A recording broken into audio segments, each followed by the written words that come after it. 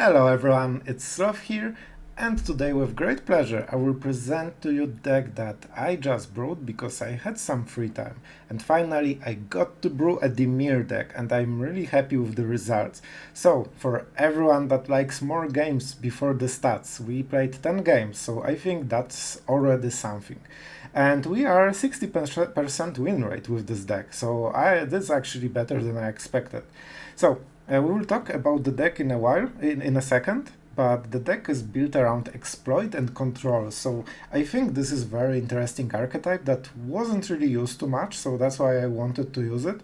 And we have my favorite card, the Overcharged Amalgam, card that, okay, maybe it's not my favorite, but it's decent, and I think it was interesting since the day it was released, and I didn't see many decks that were using it because control usually doesn't have creatures.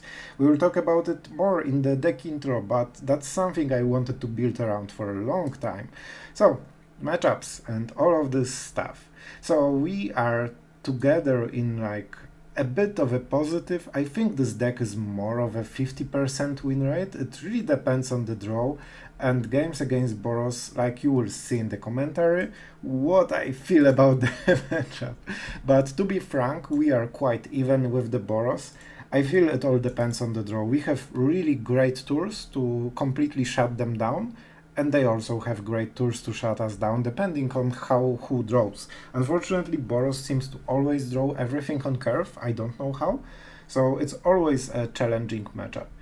So yeah, but you can see that we played mostly boros, and we are holding very nicely in the matchup. So those are the stats. We basically more or less won similarly as we lost, so we are more or less in the same rank. And yeah, that's basically it for the stats, and let's go into the deck because I think that's the most important part. Okay, and now we are in the deck list, and we have a very interesting deck because we wanted to use the exploit mechanic.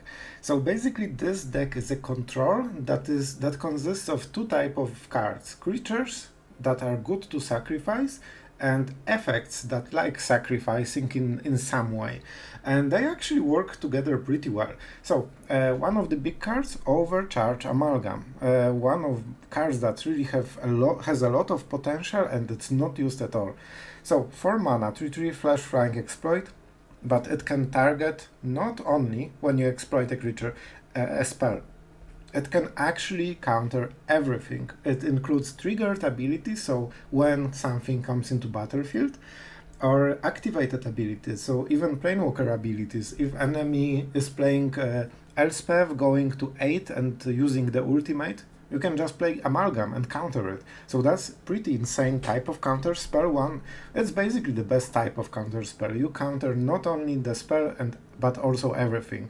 So usually with Stifle and cards like this, you only can counter the, situational abilities and not the spell as a normal counter spell. So here you get everything and on top of the body as well. So that's huge if you can make it work. Okay.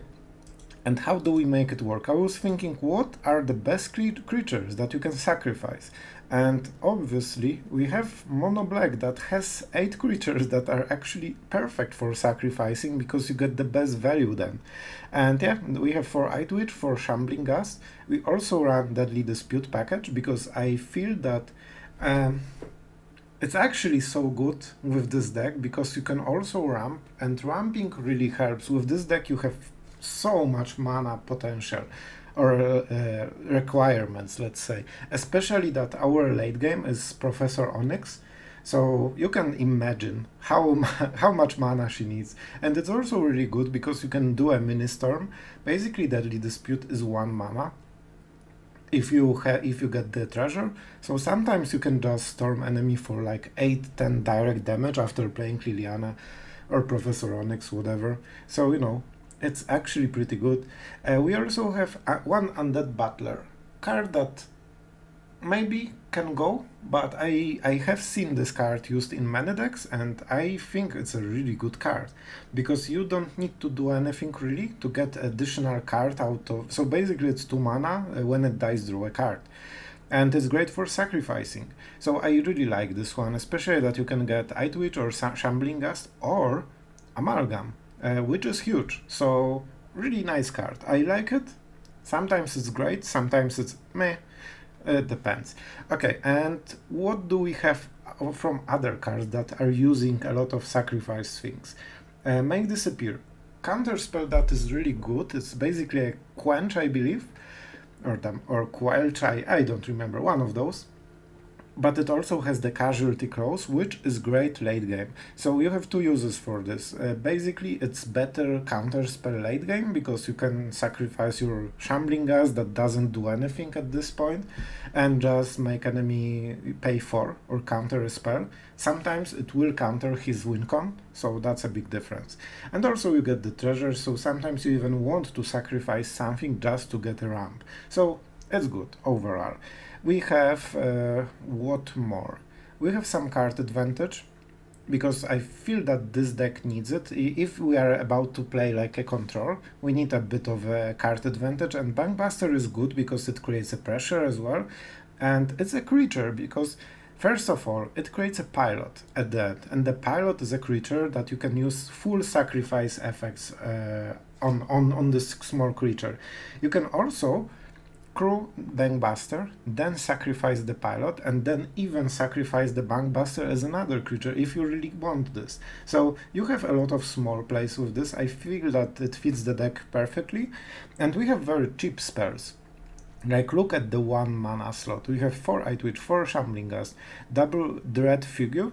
I was thinking about this card. I think it's okay, especially again, like, this is basically your on the draw answer to enemy 2-drop. And you hope he has 1, so basically you remove his whole tempo advantage with this card. I really like it. When it works, it's so perfect, it's insane. And 1 Spell Pierce because it's...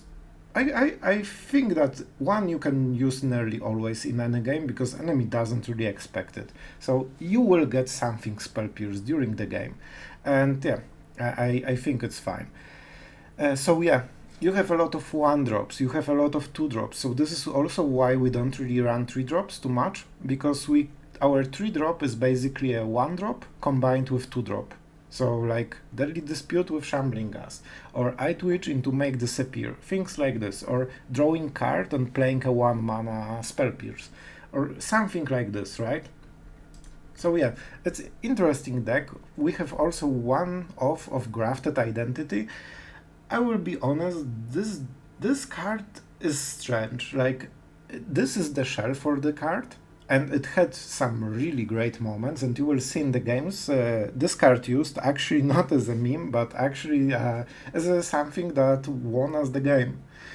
So it's not bad. It's not devastating for the enemy as well. Like, it's hard to make it work, but when you make it work, you know, it's decent. The problem is that the creature is not untapped, so it cannot block the same turn, and that hurts, because you usually want to get something from boros and, you know, cards like this. So it really hurts when you cannot block the same turn. But, you know, that's all those kind of cards have this effect, except like Blue Invoke. So we have also 1 Agadeem's Awakening, because I think it fits the whole curve quite okay. We don't have like too many 2-drops and 3-drops. Butler gets exiled, but sometimes it will die too quickly, so you don't exile it because you have nothing in the graveyard. And also in some situations you can take the Amalgam with this for 7 mana, so it's expensive, but it's just 1 land slot, so I think it gives you some additional outplay potential. So that's the deck. I was happy with the results. I think that it's quite strong. Honestly, the biggest power card of this deck is Amalgam, and the rest of the deck is basically enabling a good Overcharged Amalgam into Bankbuster at aggression. So basically you place more cards, you slow the enemy down so you can draw cards with the Bankbuster, and the moment you start switching them into vehicles and pilots and attacking the enemy, you can also protect everything with Amalgam, sacrificing your early game creatures. And usually you just kill the enemy because they are locked out of the game with every spell they cast. And I feel that the deck is usually working. We also have double Hall of the Storm Giants and 1 Hive. in case we cannot close the game easily enough.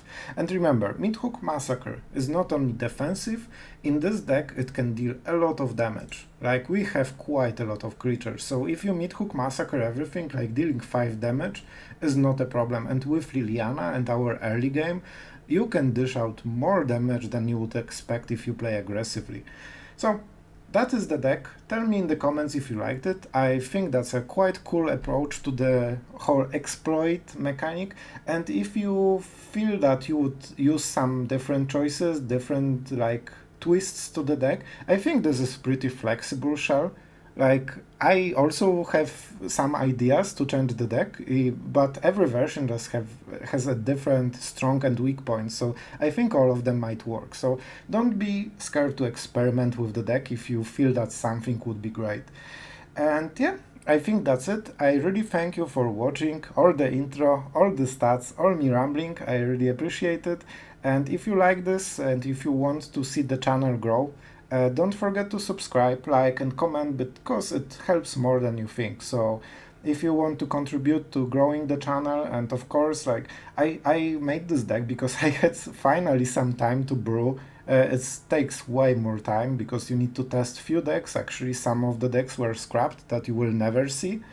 And yeah, you need a lot of time to make this kind of decks work. So I would love to make some more of this kinds of decks, but the way to do it is just by subscribing, so you can help as well. So really thank you, and without further ado, let's go into the games, and I hope you do enjoy them.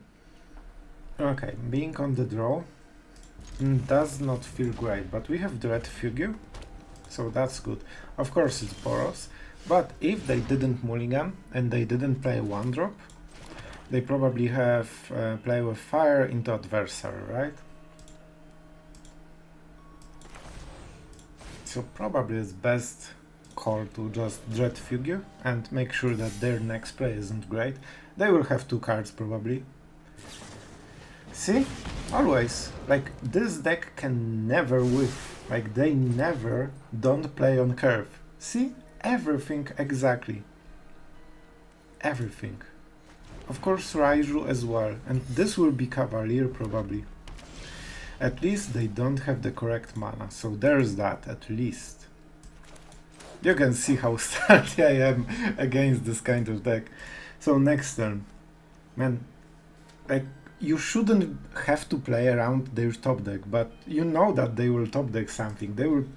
This is the Cavalier and this will be plains. They will play plane into Cavalier, and then Jwari is perfect. If they want, man, like this, what this should be, you know what, maybe we should play it, no, we need double black, so we cannot do it right now.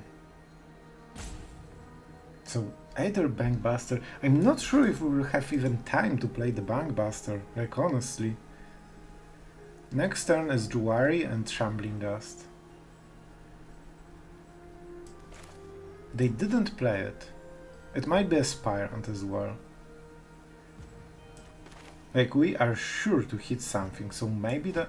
Man, it's horrible. I think like we are not winning, so let's play the efficient one, but I'm not sure. Usually you don't really have much time to play with this. See? Every single time they just top deck whatever fits their curve. Oh man, full trigger mode here.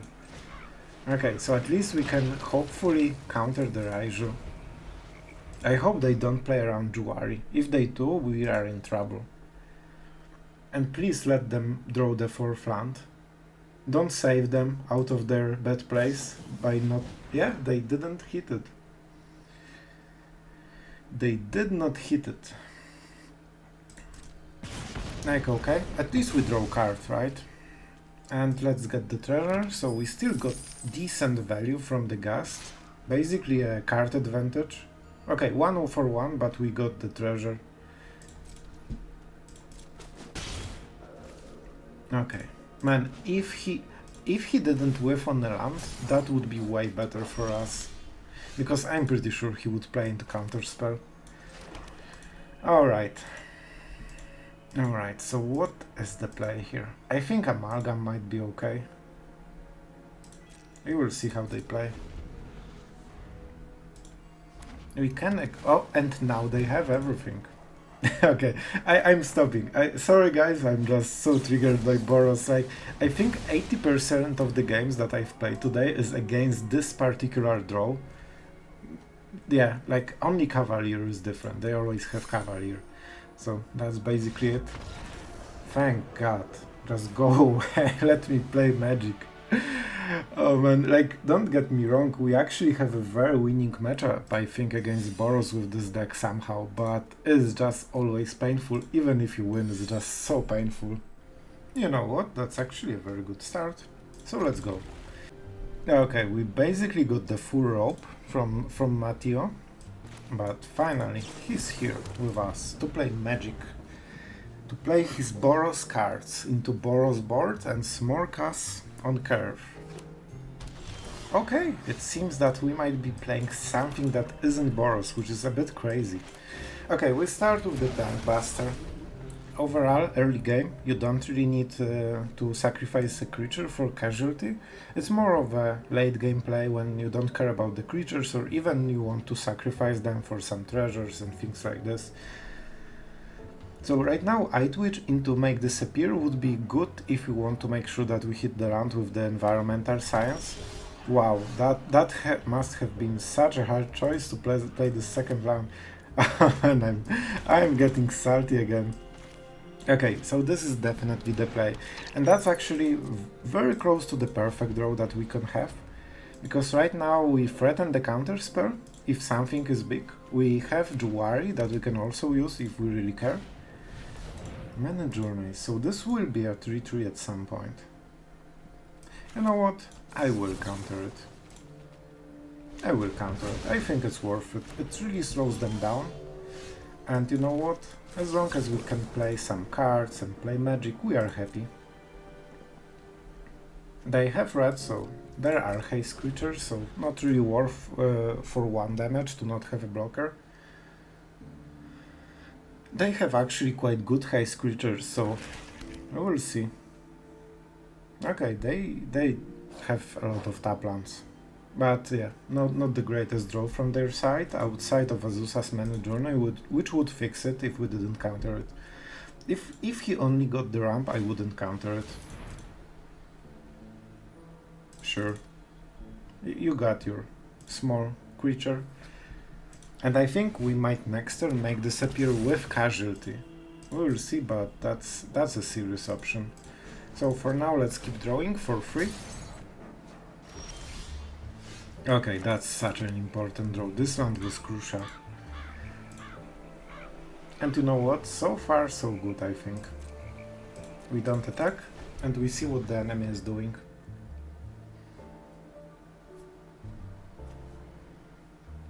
Swamp Fractal. I don't see the abilities. Blue and green. Fight rigging. To be perfectly honest, it's not so scary. And he's playing again, around Make Disappear. But honestly, like, it's so slow, you don't have creatures, so we need to play like Shakedown Heavy or something like this, and then we counter it. Double fight rigging. That is interesting one.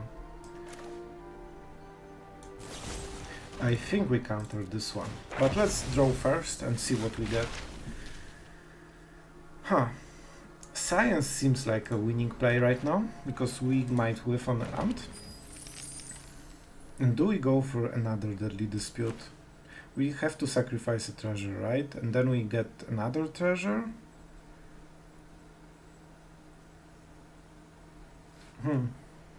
After, like, we can Make Disappear then. You know what, oh man, we should. That's the responsible choice, so let's do it. We cannot be so greedy, we need to give up some value.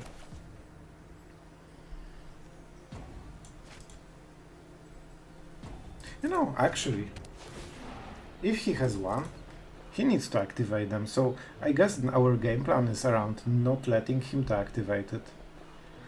Because we have counter spells, we have answers, We just need to make sure that he has no creatures on board. And this will take quite a long time before it can hit for so much. Like, he needs a lot of turns. Okay, so let's keep drawing cards. Sacrificing treasure here is rough, but I feel that it's worth it. That's a good draw. Let's go with the Ghast. I think that's a perfect target for sacrifice.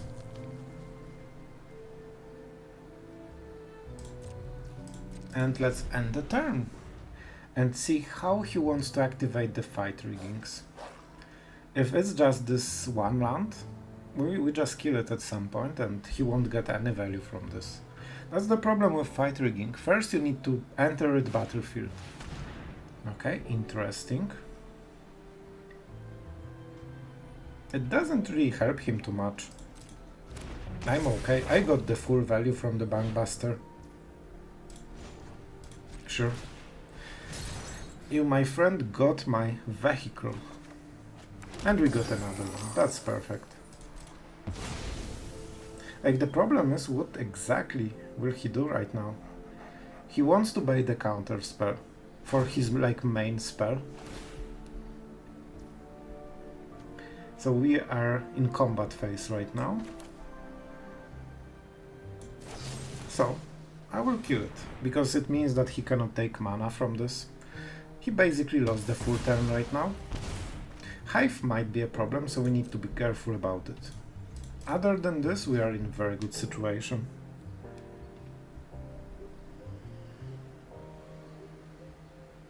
And I don't think we want to sacrifice the Ghast. I want to accumulate some treasures. That's a very good draw. While this is good as a channel ability, it's definitely better as a land here. And this is hard counter for everything that he might play. Let's go Bankbuster and force enemy to do something, right? Let's attack him. If he activates the Hive, I don't think we care so much. This will force him into 2-turn play, because if he activates it once, it will be 5-5, so he needs to do it again next turn, and then we can prepare for this. Like, we can even counter the activation of Hive with the Amalgam, because it's activated ability. So that's pretty neat, if we really want to go this road. So we have definitely a lot of options, and enemy is more and more pressured into doing something, because we can quickly finish the game. Okay, maybe not quickly, but we can get a lot of control. So he wants to go for the 2-turn plan, I guess, that we predicted. Like, we need to draw into answer, but I think it should be fine. Famous last words, right? But I think it's okay. If he drops a land, he can double activate it, because he doesn't really need to attack it, he just needs to have a creature with this cost, so that's something to consider as well. Okay, that's a 5 damage for your full turn. If we hit anything like March or whatever, like, we are so ahead with this situation. No blockers, Smork, and that was your turn. That was it, my friend. So let's draw here. Memory Deluge digs a bit deeper, but I want to have additional treasures with this stuff. So this way we get more cards and also more tempo. Mythic Massacre. Not sure about this one, to be perfectly honest. I don't want to use the treasures.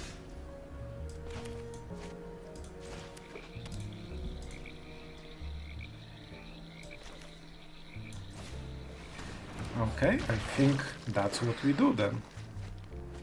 Oh, Liliana in the graveyard.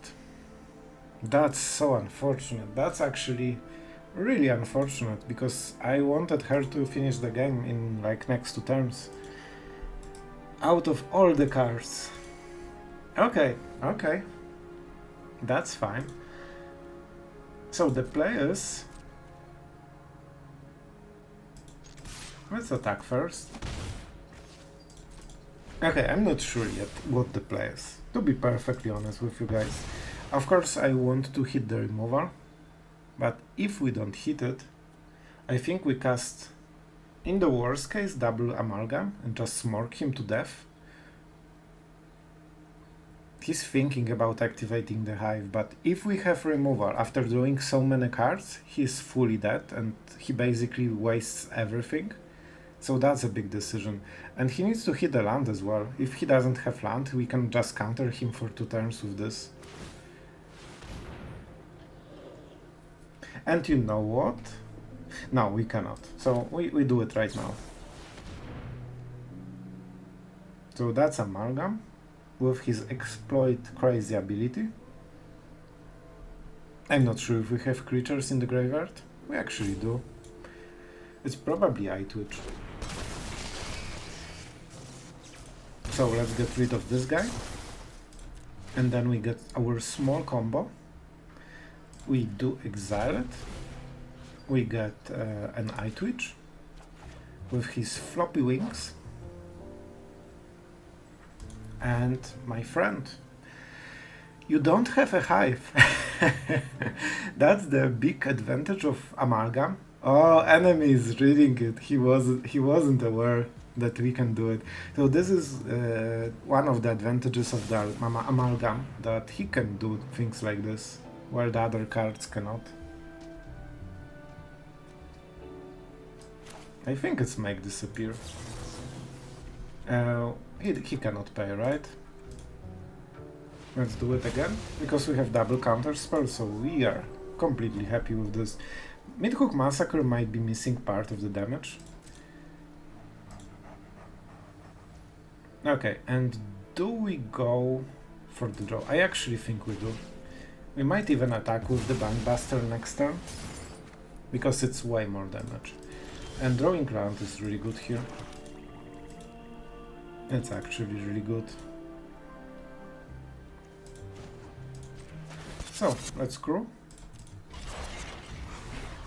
Let's attack enemy for quite a lot. And now, Amalgam is lethal, right? Which seems pretty sweet. We can also double block, so we cannot die. Problem is, those are Titans, most likely. Like Titan or something huge. So they can heal the enemy back and block our flyers and everything. So that's something we still need to care for. Okay, and I think that was the turn. We can also Mythic Massacre, but I honestly think that this might be our game-winning play at some point, and he shouldn't run much removal. Like, he has some, but not huge amounts. And he got the land, so that's unfortunate. We can also counter one of the fight riggings with the Amalgam, and that might also be enough if we hit the right one. We need to hit the Titan one. So, will he go for the next, for the same play? I'm not even sure if he realizes he can do it twice. Like, if he knows it, then countering won't change anything. But it will be highlighted, so I think he should know.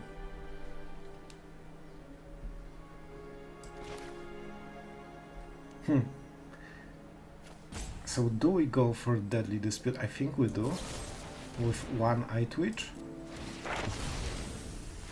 Because I want to see my options, and basically it's just 1 mana. We might even discard. Choices. We can discard the Science, which is probably the best call. We can also go for the Necrotic Fumes to exile the Titan, but if he gets it, I don't think it matters too much, so let's go for this. Otawara targets non-land, which is pretty funny. But you know what? I will do it. I think Amalgam has his place right now. We could also target one of the fight rigging triggers and prevent one of those cards. But still, it seems like a better choice overall. And we force enemy to maybe not play correctly, which is really great. And this will be Jwari. Man, I really want to hit the removal. If we hit some kind of good removal, we could just kill the Hive. But since like 5 to 7 cards we didn't hit it, and he knows. He knows. Okay. So let's see what he gets. What he gets in the cards. I honestly thought that we will be able to hit removal in so many cards, but guess we didn't. Yeah. And we need instant speed removal, right? T-Bard. Okay, that's an interesting one. So it will be -3, I assume, right? For Amalgam or the Bank Buster, one of them probably. Okay. And he can counter something from the next turn onwards. Can we kill him? Yeah, we can. We can exactly kill him. No, we will lack one. We will exactly lack one. We can attack for 7. No, we can. Okay. Don't worry, I won't miss it, I hope. Let's crew. Now we attack. And I told you, I don't want to use Mythic Massacre because I feel this will be the lacking damage that we needed. Man, we actually navigated this game perfectly to the point that we kill him. Man, so close. You have to feel satisfied. If you are a perfectionist, that just hits the spot. Alright, we are going first. And everything seems on the right place, which is new for us after previous games. MTG Dance Battle. Oh, I'm losing this one, definitely. Dance Battle, not my thing, definitely. So I like the fact that we have everything on curve. We have only 1 black mana because I think this should be on the blue side. And I guess we just slow roll all of the creatures. We definitely start with this. And it's Shambling Ghast, right? Yeah, because we want to slow roll all the creatures, and this one is better against an aggressive decks, like this one. I will play like this. Okay, now the question. Which creature? I think double Shambling Ghast is fine. They will probably play Talia. I think they will attack first. Oh, that's not a good situation, my friend. If you don't have anything to do, I don't know how they are going to go through. We need more cards, definitely. But other than this, we are in a great spot. I could probably attack with 1 Ghast. Sure. Face? Face, is that really the place? Like, I know that's what you do. When I talk too much, I always get cough. Okay, so I know that's what you do. Like, Smork Face. See? Against Boros, all you need to do is play 2 Shambling Ghast and they basically scoop the game. Like, look at this wall of creatures, how they are ever supposed to do it. Like, they could play Cavalier, then we go Shambling Ghast, Eyetwitch and minus it. So they have only Initiate on the board, or we just Infernal Grasp it before it attacks, and their full turn was a blowout. Then we play the black mana here, Memory Deluge, and they are behind, so pretty easy game so far. Okay, we are going first with all the tap lands, which is incredible. So, I guess we are 1 turn behind with literally everything, and we draw nearly all of them from the deck. That's pretty amazing, if you think about it. Okay, so what is the play? I think it's Shambling Ghast, because it's a bit better as a sacrifice target. He might attack and we won't block, because we want to hit Talia with this. Oh, it's Boros. Of course it's Boros, why wouldn't it? Oh man, so March will be extremely important card here. And treasures actually will matter quite a lot as well. Wow, that's some That's some dedication. You can see how Ghast completely messes their game plan. Okay, interesting one. Definitely interesting start. We as fully tapped out. Now the Hive, classic. The first turn when it comes tapped into the game, we just drew it from the top like a savage. Okay, enough round. We will go Eyetwitch into Deadly Dispute, or possibly just removing his Cavalier. Actually, maybe I shouldn't play the Eyetwitch. Yeah, killing Cavalier was better, I think, overall. So this is an interesting situation. We have two ways to do it. We can exile the Deadly Dispute, so go for the tempo game, and then he has nothing on the board. And then he has Raiju next turn, and we Memory Deluge. Is this any good?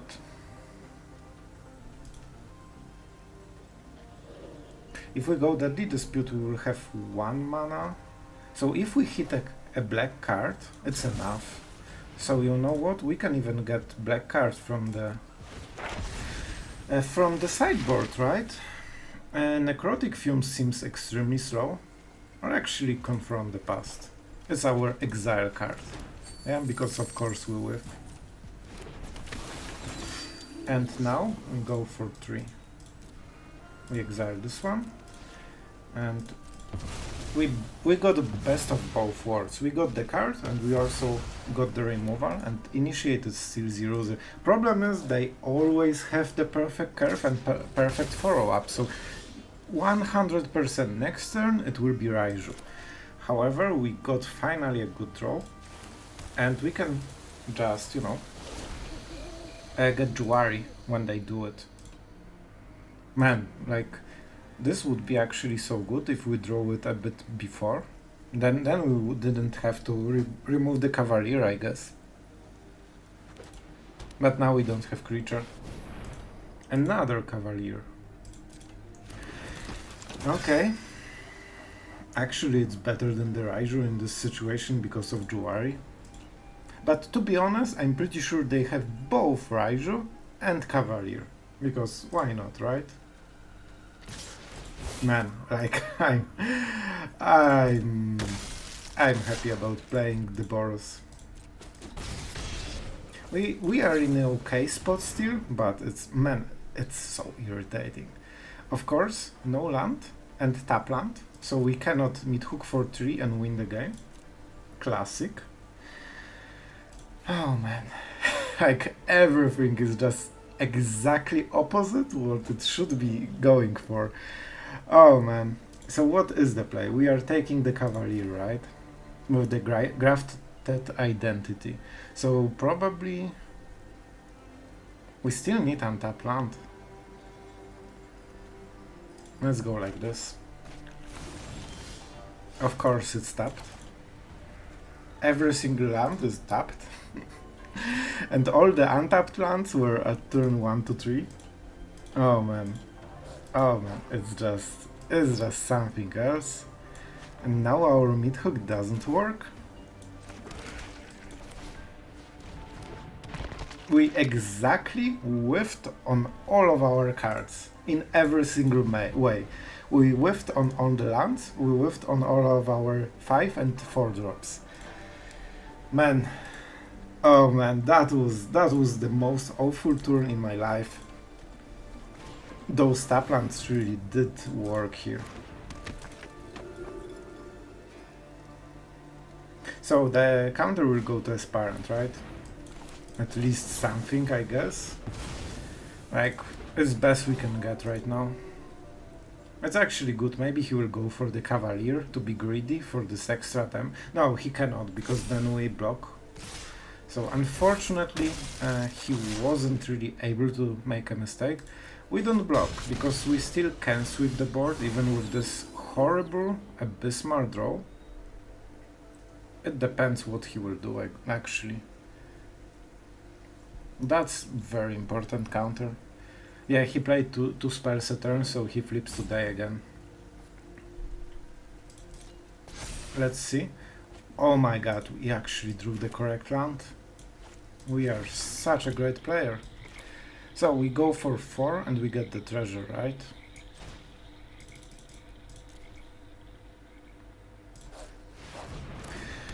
Oh man, this game, like, it's not looking bad so far, but I'm pretty sure they will go red mana into Raiju. You will see. You will see. I'm traumatized by Raiju, as you can clearly hear, and by Boros itself. Like, when I see this Cavalier, I have reaction that I won't describe. I actually better react to Aspirant and hopefully initiate somehow. Okay, your creatures were swept, my friend, so what exactly will you do? Do you have anything else to offer, or you just rope after your 5 creatures didn't win you the game? Okay, I'm not sure what the idea is here, but sure, I will take it. It's night, so we don't need to cast anything. And oh man, do we go for the Jwari? I think we do. Reasoning here. We can cast Memory Deluge at the end step, so whatever he casts, I think we should be able to answer it. Like, with 7 top cards, and also he had full turn and he didn't do anything, so there's I think he's stuck in with like 2 or 3 Raijus and he doesn't have the second red mana. I think that's the situation. But when he casts it, we get some... Okay, that's pretty good draw. That's actually quite what we needed. So first the Bankbuster, because it's pretty good for drawing cards. And at this rate I might even cast it just to counter a spell. Remember, you can exploit himself, of course.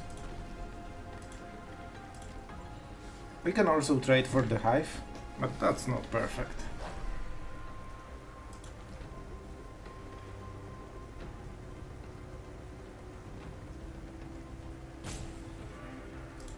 Okay, I have an idea.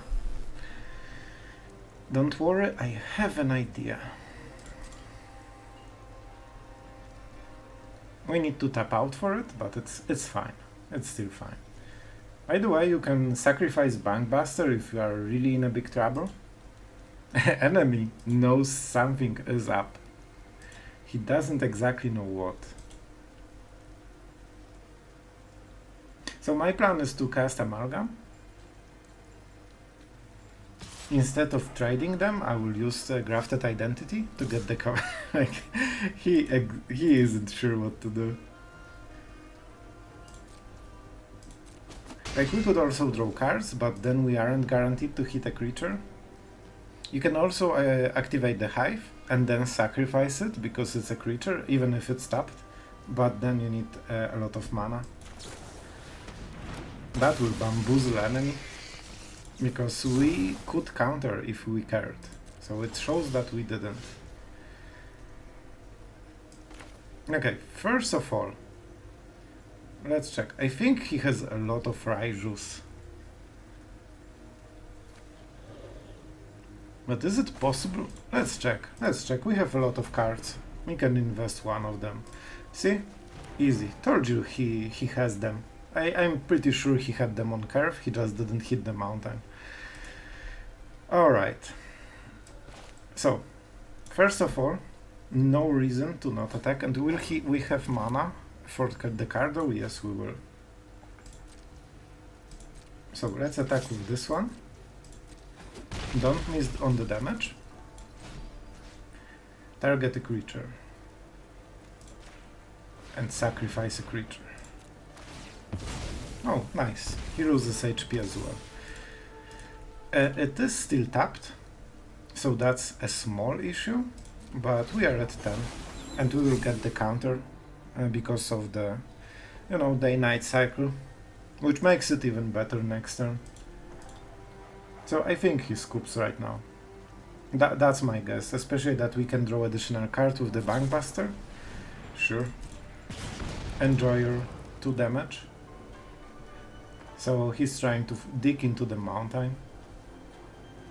Dig into the mountain, that actually makes sense. Oh man, what a crazy deck. The part I don't love about boros is the fact that whatever deck you are playing, however you are playing, if you don't hit the right cards for the matchup, you are dead in 4 turns. And that's basically the strength of this deck, right? It can win games, whatever happens, if the draw is good enough.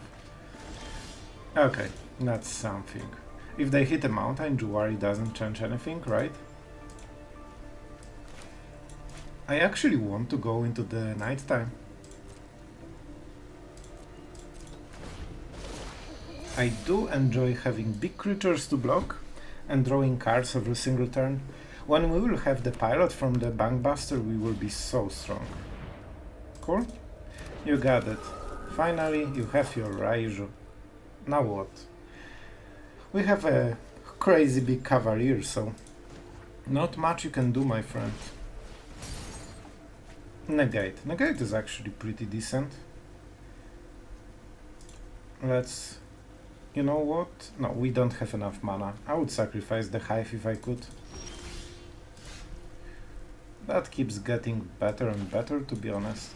Like, this is the reason why we could attack, but it's just not the best play here. And honestly, I can cast Jwari, I don't really care.